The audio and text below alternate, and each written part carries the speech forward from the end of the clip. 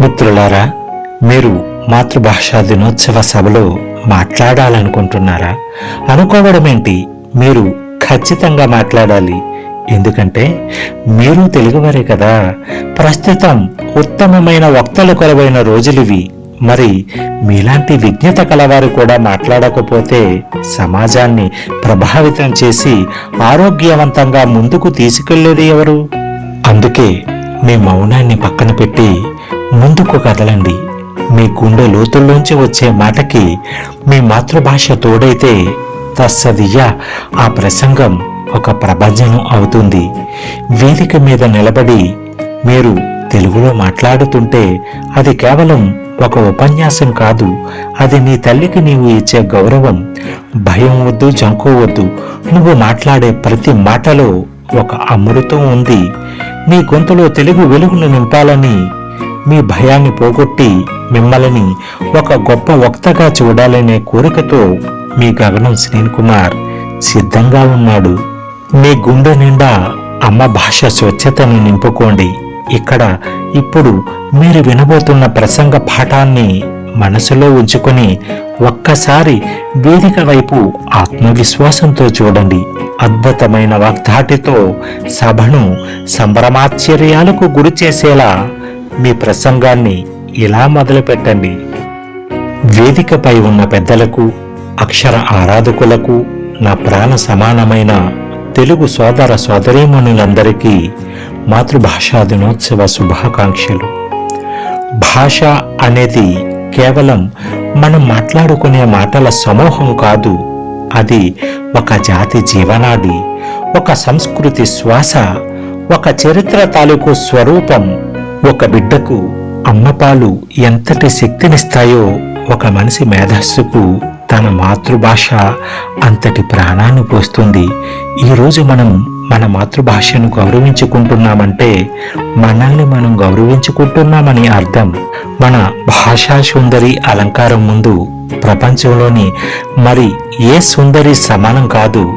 ఈ సందర్భంలో మనం ముఖ్యంగా స్మరించుకోవలసిన మహానీయుడు, భాషా విప్లవకారుడు శ్రీ గిడుగు రామమూర్తి పంతులు గారు. అక్షరం అగ్రవర్ణాల గడప దాటని రోజుల్లో భాష అనేది కొందరి సొత్తు కాదు, అది ప్రజలందరి నోటా పలికే అమృతం అని గర్జించిన ధీశాలి ఆయన.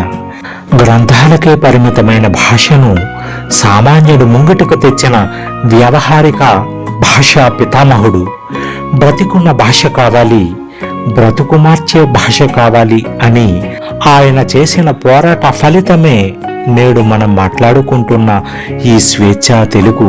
అందుకే అంటారు, భాష ప్రవహించే నదిలా ఉండాలి, నిలిచిపోయిన నీటిలా మురిగిపోకూడదు. మిత్రులారా, ప్రపంచ ప్రఖ్యాత నెల్సన్ మండేలా ఒక అద్భుతమైన మాట చెప్పారు. మీరు ఒక మనిషితో అతనికి తెలిసిన భాషలో మాట్లాడితే అది అతని మెదడుకు చేరుతుంది. అదే మాతృభాషలో మాట్లాడితే అది నేరుగా అతని హృదయానికి చేరుతుంది అని. మన తెలుగుకు ఆ శక్తి ఉంది. ఉగాది పచ్చడిలోని షడ్రుచులు ఎలాగో మన తెలుగు భాషలోని రసగులికలు కూడా అలాగే. తీపి ఉంది, వగరు ఉంది, కారం ఉంది, అన్నీ కలగలిసిన ఒక అద్భుతమైన ఆస్వాదన మన తెలుగు. చాలా మంది అంటుంటారు, ఈ కాలంలో తెలుగు ఎవరండి మాట్లాడుతున్నారు, అంతా ఇంగ్లీషే కదా అని. వారికి నేనొక్కటే చెబుతాను, ఇంగ్లీష్ మనకు అన్నం పెట్టే భాష కావచ్చు, కానీ తెలుగు మనకు అమ్మ పెట్టిన భాష. అన్నం తిన్న తర్వాత కూడా అమ్మ ప్రేమ కావాలి కదా. అలాగే ఎన్ని భాషలు నేర్చినా మన మనసులోని భావాన్ని, మన గుండె లోతుల్లోని ప్రేమని వ్యక్తపరచటానికి అమ్మ భాషే కావాలి. మిత్రులారా, ఈరోజు మనం మాట్లాడుతున్న ఈ తెలుగు నిన్న మొన్న పుట్టింది కాదు. దీని వెనుక వేల ఏళ్ల చరిత్ర ఉంది. భాషా సృష్టి అనేది ఒక అద్భుతం.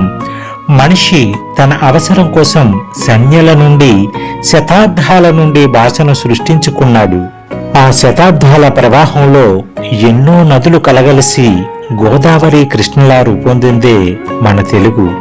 శాతవాహనుల కాలంలో ప్రాకృతంగా, తర్వాత సంస్కృతంతో జతకట్టి క్రమంగా తెలుగుగా రూపాంతరం చెందింది.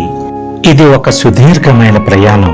ఈ ప్రయాణంలో తెలుగు ఎన్నో ఒడిదొడుకులను తట్టుకుంది, పరాయి పాలనలో నలిగిపోయింది. కానీ అది ఎప్పుడూ తన ఉనికిని కోల్పోలేదు.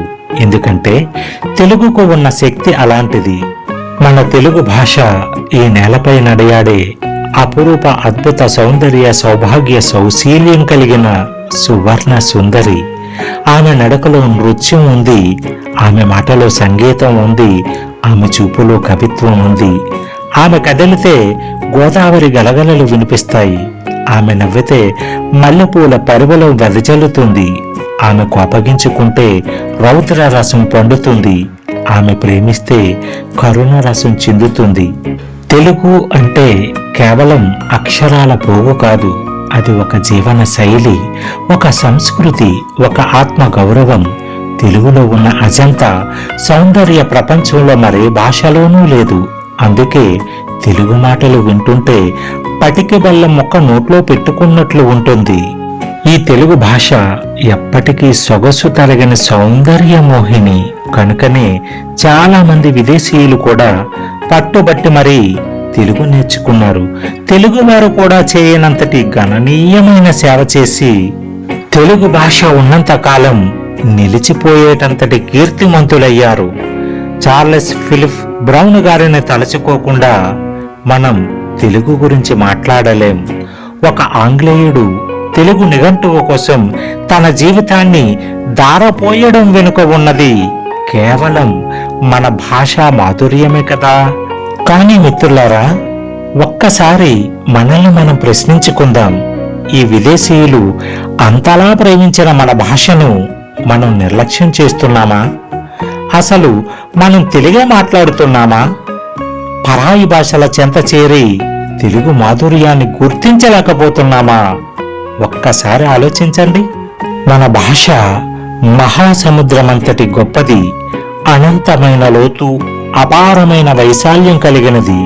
మనం ఆ మహాసముద్రాన్ని వదిలి చెత్తా చెదారంతో కలిసిన ఒడ్డునున్న ఇసుక నీటిలో మునకలేసి ఒళ్ళంతా ఇసుకను పులుముకొని ఇదే తెలుగు అంటున్నాం. ఒక్కసారి తల ఎత్తి చూడండి. ఆ మహాసముద్రం ఉరకలేస్తూ ఎగసిపడే సౌందర్యవంతమైన తెలుగు కనిపిస్తుంది. ఆ మహాసముద్రంలో అలుపెరుగని నావికులుగా ప్రయాణం సాగిస్తున్న నన్నయ్య నుంచి చిన్నయ్య దాకా గురజాడ, కందుకూరి, చిలుకుమర్తి, జాషువా ఇలా ఎందరో నావికులు కనిపిస్తారు. తెలుగు నేలపై పుట్టి కనీసం ఆ తెలుగు కోసం వీసమంతైనా తెలుసుకోకపోతే మేము తెలుగు వాళ్ళం అని చెప్పుకునే అర్హత మనకుందా? అలా చెప్పుకున్న మన మనస్సు అంగీకరిస్తుందా? మన పిల్లలకు తెలుగు భాష రుచి చూపించడం మన కనీస బాధ్యత. ఎందుకంటే తెలుగు అమ్మ భాష. అమ్మ నుంచి పిల్లలను దూరంగా ఉంచటం ఎంతవరకు సమంజసం? అమ్మ ఒడిలో పెరగాల్సిన పిల్లాడికి పెద్దయిన తరువాత ఇదిగో మీ అమ్మ అని పరిచయం చేసే పరిస్థితి రాకూడదు. అది దురదృష్టం. దీని కారణంగా పిల్లల్లో సృజనాత్మకత సన్నగిలుతుంది. అమ్మ భాషలో విజ్ఞానం నేర్చుకుంటేనే మేధస్సు వికసిస్తుంది. అమ్మ లాలిపాటలో తొలిసారిగా ప్రాణం పోసుకున్న తేనెలలకు అమృతం నా తెలుగు. గుండె నిండా గోదావరి గంభీరతను, కృష్ణమ్మ పరవళ్లను అక్షరాలలో నింపుకున్న అజంత భాష నా తెలుగు. ఈనాటి మాతృభాషా దినోత్సవం సాక్షిగా అక్షరానికి పట్టాభిషేకం చేద్దాం. మన భాష తెలుగు, నా భాష తెలుగు అని గర్వంగా జగమంతా చాటి చెబుదాం. ఎందుకంటే తెలుగులో పలుకరించడం అంటే ప్రేమను పంచడం, తెలుగులో మాట్లాడటం అంటే మనసును ముద్దాడటం, తెలుగులో సంభాషించటం అంటే హృదయాన్ని స్పృశించటం. తెలుగు అంటే తెలుగు, అదంతే. ఫ్రెండ్స్, ఇది ఈరోజు వీడియో.